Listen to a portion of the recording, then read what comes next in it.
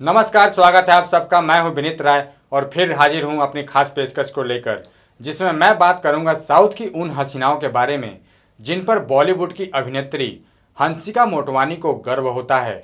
Big boss 11 में अभी क्या झगड़ा चल रहा है, ये जानकर हमारा आपका कुछ नहीं बदलेगा, लेकिन एक मामला है जो खासा चर्चा में बना हुआ है और गौर करने लायक भी है। शो में एक प्रतियोगी और एक्ट्रेस हिना खान ने साउथ की फिल्मों पर बयान देते हुए पूरे इंडस्ट्रीज में खलबली मचा दी है और कहा है कि वो यानी साउथ इंडियन प्रोड्यूसर लोग तो यही चाहते हैं कि उनकी हीरोइंस वजन बढ़ाएं और अपने उभरे हुए और फूले हुए शरीर को दिखाएं। यहाँ तक कि उन्होंने ये भी कहा कि मुझे भी 2 प्रोडक्शन हाउस ने फिल्में ऑफर की थी जिन्हें मैंने ठुकरा दिया, क्योंकि उन्होंने मुझे भी बोला था कि वजन बढ़ाओ।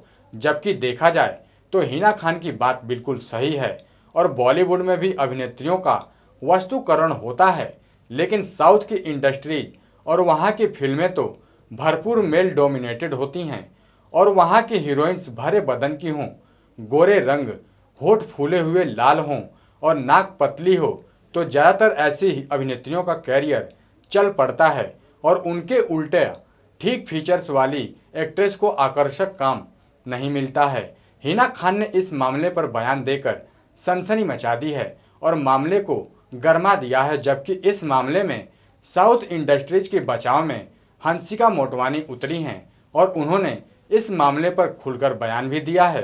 तो आइए आपको बताते हैं कि क्या है पूरा माजरा। हिना खान की बात के विरोध में साउथ की इंडस्ट्री को डिफेंड करने उतरी हैं हंसिका मोटवानी। जी हाँ, वही हंसिका मोटवानी जिन्हें हमने 2003 में ऋतिक के साथ कोई मिल गया में बच्ची के तौर पर देखा था। बड़ी होने के बाद वो साउथ में चली गईं और वहां उन्होंने आज तक जितने भी फिल्में की हैं उनमें तकरीबन सभी में वो सजावट की वस्तु से ज्यादा कुछ भी नहीं रही हैं। ये बात और भी दुखद है कि उन्हें खुद की इस हकीकत का कोई अंदाजा भी नहीं है। हिना के कमेंट पर उनका रिस्पॉन्स कुछ ऐसा था, वो साउथ की इंडस्ट्री को ऐसे कैसे नीचा दिखा सकती हैं?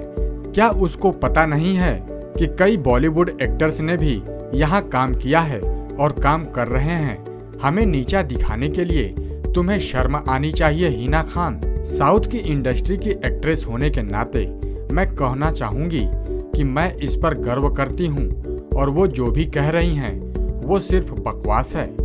हंसिका के अलावा साउथ की 2-3 अन्य महिलाओं यानी खुशबू, काजल अग्रवाल ने भी साउथ की ऑब्जेक्टिफाइड फिल्म इंडस्ट्री की वकालत की है, लेकिन हमें इन आवाज़ों पर ध्यान देने के बजाय खुद टटोलना चाहिए कि आखिर तमिल, तेलुगु और अन्य दक्षिण भाषा की कमर्शियल फिल्मों में औरतों का चित्रण कैसा रखा गया है। खासकर वहाँ की एक्ट्रेसेज को जो रोल मिलते हैं वो कैसे होते हैं, उन्हें देखें तो पाते हैं कि वहाँ हीरोइन हमेशा हीरो के पीछे ही खड़ी होती है या उसकी आर्म कैंडी होती है या आइटम सॉन्ग करके मर्दों को संतुष्ट करती है। यहाँ तक कि जो फीमेल कैरेक्टर्स विदेश से ऊंची पढ़ाई करके आती हैं और जो पॉलिटिक्स, प्रशासन और अन्य क्षेत्रों में काफ़ी कुछ कर सकती हैं, उन्हें भी हीरो लाइन पर ले आता है और अंततः उन्हें प्रारंभिक हाउसवाइफ बनाकर ही छोड़ता है।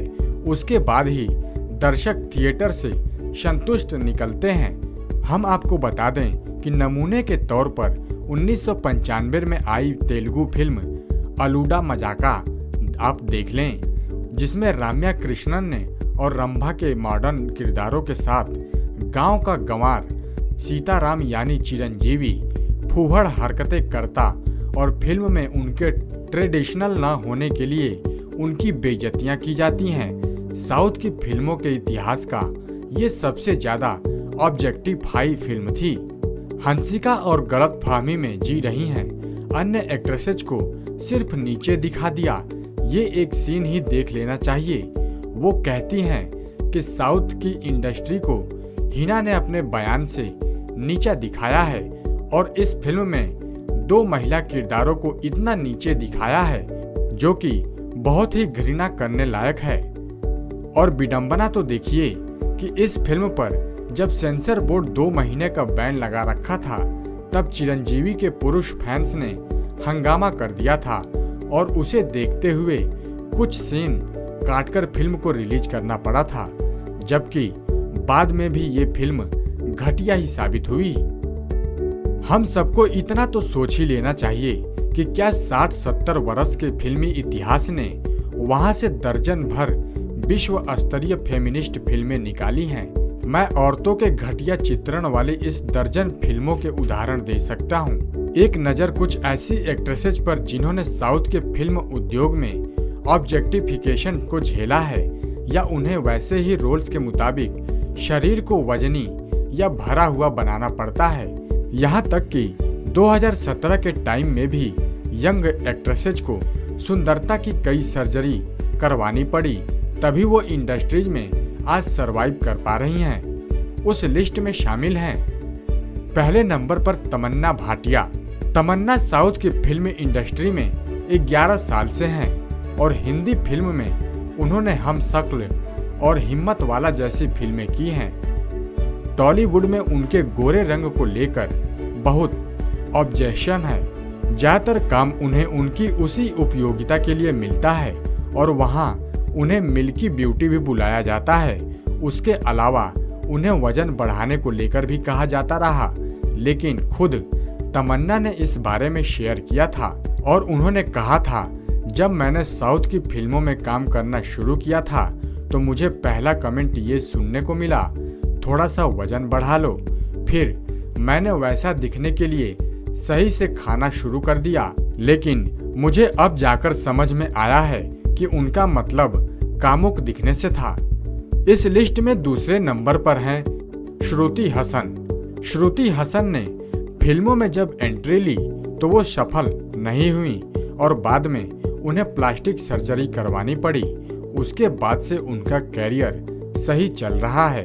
सर्जरी उनका व्यक्तिगत मामला है, हम उस पर कुछ नहीं कहेंगे कि उन्होंने गलत किया या सही, लेकिन उन्हें शायद ऐसा करने की जरूरत ही महसूस नहीं होती अगर फिल्म इंडस्ट्री में इतने स्टीरियोटाइप्स न होते।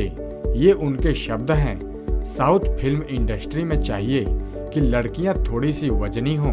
मैं टॉलीवुड और बॉलीवुड दोनों में फिल्में करती हूँ। टॉलीवुड फिल्में करने के दौरान थोड़ा सा ज़्यादा खाती हूँ, लेकिन बॉलीवुड की फिल्म करते समय मुझे बहुत एक्सरसाइज करनी पड़ती है।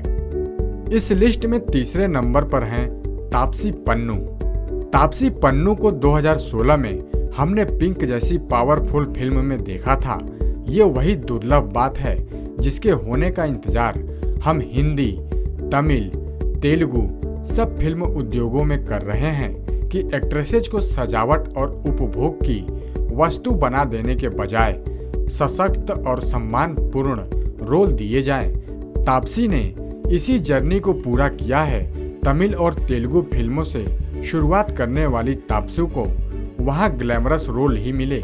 उन्होंने 2010 में तेलुगु फिल्म झुम्मांडी नादम से डेब्यू किया था। इसे उन्हीं के राघवेंद्र राव ने डायरेक्ट किया था। उन्होंने श्रीदेवी तक को लॉन्च किया था। तापसी ने एक इंटरव्यू में बताया कि कैसे डायरेक्टर का उनका नाभि और पेट वाले इलाके से ऑब्सेशन होता था।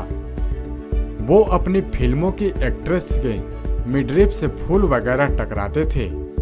तापसी वाली फिल्म में राव ने उनकी नाभि पर नारियल गिराया। आप इमेजिन करिए कि ये तापसी हमेशा तमिल और तेलुगु में कमर्शियल सिनेमा ही करती तो कौन जान पाता कि उन्हें पिंक जैसी सशक्त फिल्म करने की संभावना भी छुपी है। ये संभावना हर उस एक्ट्रेस में है जिसकी सेक्सी फोटोज गूगल पर हमेशा ढूंढी जाती हैं। और इस लिस्ट में चौथे नंबर पर हैं ज्योतिका। ज्योतिका ने करीब 20 साल के कैरियर में कन्नड़, मलयालम, तेलुगु और हिंदी फिल्मों में काम किया है। सितंबर में उनकी तमिल फिल्म मगलीर मट्टुम रिलीज हुई। ऐसी फीमेल सेंट्रिक फिल्में साउथ की सिनेमा में ना के बराबर बनती हैं। उसमें उन्होंने एक इंडिपेंडेंट महिला का प्रशंसनीय रोल निभाया था। साउथ के प्रोड्यूसर डायरेक्टर एक्ट्रेसेस के बारे में क्या सोचते हैं उसके बारे में ज्योतिका ने भी अपना अनुभव बताया था। साउथ में ऐसे डायरेक्टर हैं जो अपनी फिल्मों में हीरोइंस को ऑब्जेक्ट की तरह दिखाते हैं। डायरेक्टर्स की सोच कुछ ऐसी होती है, फिल्मों में हीरोइंस को ऐसे कपड़े थोड़े ही पहना सकते हैं जैसे घर में औरतें पहनती हैं, लेकिन हम उन्हें ऐसा रोल जरूर दे सकते हैं कि वो असल जिंदगी में चाहे जितनी भी बुद्धू हों, लेकिन उन किरदारों और फिल्मों में वो हमेशा समझदार लगें। साउथ इंडस्ट्रीज की ये सब मशहूर अभिनेत्रियां थीं जिनको ऐसे दौर से भी गुजरना पड़ा था जो कि एक शर्मनाक चीज मानी जाती है, और अपने प्रोड्यूसर की बात को उनको मानना भी पड़ा था।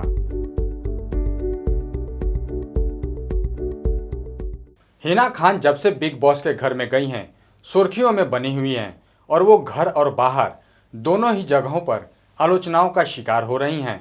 अब साउथ की हीरोइनों पर दिए उनके एक बयान पर हंगामा हो गया है, जिसके बाद साउथ फिल्म इंडस्ट्रीज के हीरोइनों ने ट्विटर पर हिना खान को आड़े हाथों ले लिया है और लोगों ने उनका जमकर आलोचना की और उनकी क्लास भी लगाई। इस मामले का समर्थन करते हुए हंसिका मोटवानी ने हिना खान के बयान पर खुलकर जवाब भी दिया है। तो दोस्तों, आज के लिए बस इतना ही। हम फिर हाजिर होंगे अपने अगले प्रोग्राम के साथ। तब तक के लिए देखते रहिए नेक्स्ट 9 न्यूज़ और अब हमें इजाज़त दीजिए। नमस्कार।